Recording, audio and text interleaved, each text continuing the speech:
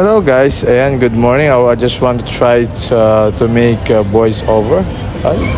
Very handsome. I just go back from medical for my renewal, my visa renewal. Then I just going back straight to my workplace. So guys, this is a metro tram station. Oh, that's tram guys. Yeah.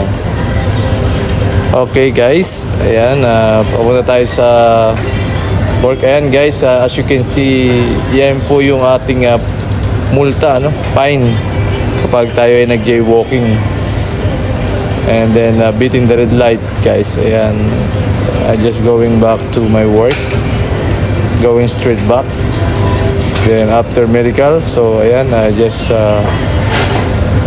use the lift. Here in Dubai, I always using the lift. Alright. Then guys, I'm going to straight there, and then there is a one lift behind. Oh, very handsome guys. Okay. Then I'm going to outside the tram. Then I just walk down. As you can see, there is many buildings guys.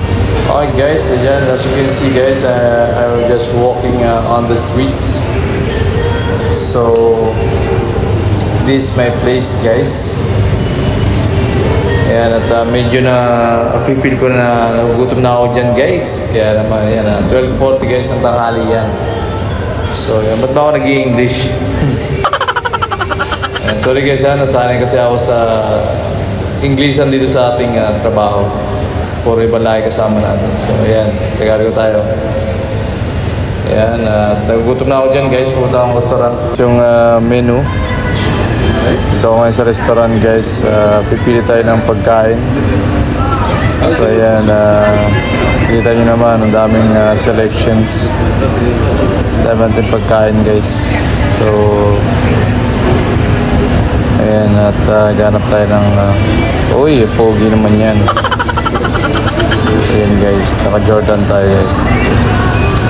Alright, bago tayo pumasok sa trabaho, kaya mo tayo kasi maaga pa guys.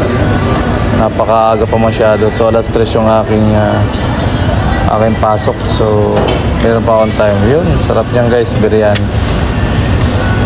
Napakasarap niyan guys. Saka healthy yan guys, puro gulay yan. At balik pa 3 beses ko na yun in-order at napakasarap talaga niyan.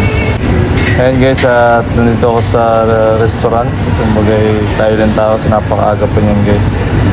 So ayan, pagkain natin guys at tayo nagugutom. Hanggang sa muli, bye bye!